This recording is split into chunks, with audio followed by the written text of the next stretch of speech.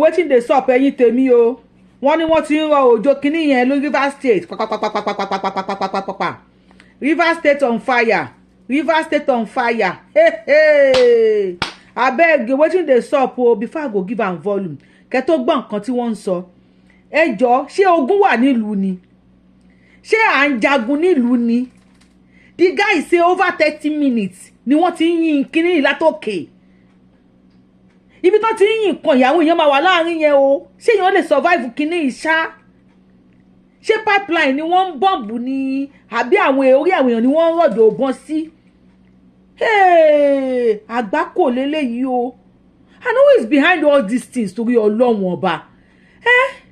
Àmọ́ wàá ṣe nǹkan democracy Nigeria o. I don't know, and people have been imagine ọ̀rọ̀ tí Wike nation Wike tó sọ nígbà kan àwọn èèyàn ti máàjì fídíò méjèèjì papọ̀ o. Ẹ wò méjì náà ni mo mú wá fún yín, please ẹ̀yin lè máa judge ní comment section. Ṣó lè jẹ́ pé Wike ṣá àbí Wike just talk his own? Fubara talk ẹ̀yin ará Rivers, I don't know wetin to talk o. Mo will see am. See am now. For almost 30 minutes now, these people they shoot from here since so. Now they don't come one side, one location for side bush. Don't know till these people don't shoot bomb for that side. Now this shopper with the flies is okay today because the 4th day every 5 days. Now, boy, now be shy so. See they going right now. These people take them easy with us. All of us know say as I wanna not be love song, go more and take them easy with us. For the sake of peace and for destiny's sake.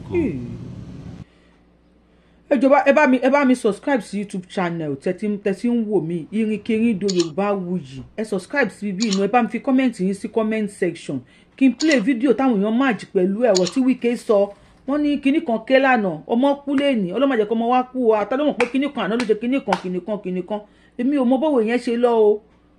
Ẹ bá mi subscribe sí Irinkerin Yorubawuyi yìí náà. Ẹ tẹ thumb up lórí show ìkẹ́kọ̀ọ́ comment in comment section. Please share this one o. Ikú tó ń pojú gbẹ̀ ni òwe ló ń pamọ́ lórí pa àwọn Nigeria government wọ́n ti sign. It's a video showing the Minister of the Federal Capital Territory, Nyesom Wike, threatening to cause political crisis in the state of any governor who tries to interfere in the affairs of the People's Democratic Party in Rivers State. Let's take a look. I hear that there are some governors,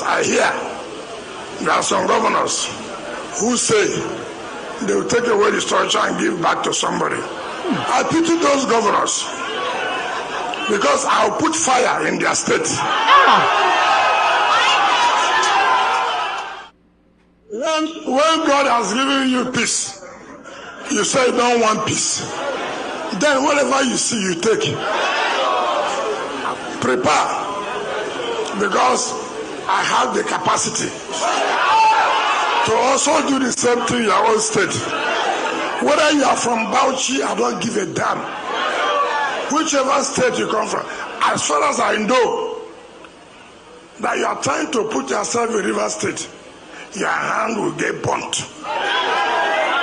And you will never sleep in your state. You will never do governance again. You will see political crisis. As far as PDP is concerned. All right. Imagine in a country that is a politician, kí náà ṣe democracy. Ṣé democracy lèyí? Ṣé democracy lèyí o? Ebi ń pọ̀ ọmọ Naija. Ṣé democracy lèyí? Ṣé democracy lèyí? Ṣé democracy lèyí o?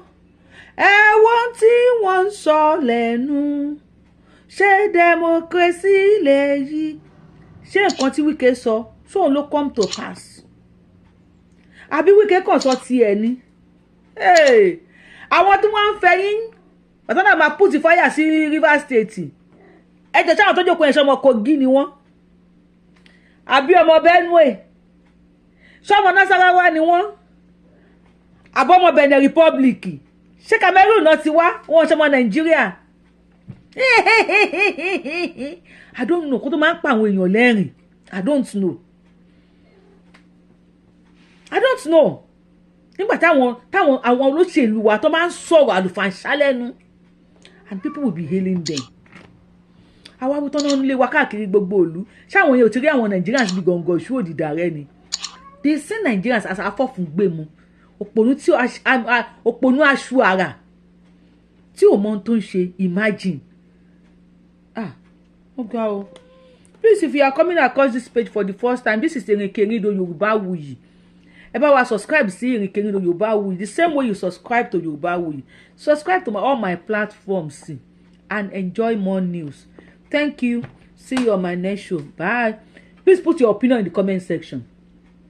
Mo fẹ́ rí opinion in the comment section, and if you love what you are saying, please ẹ bá wa tẹ thumb up lórí show yìí. See you on my next show. I love you. That one.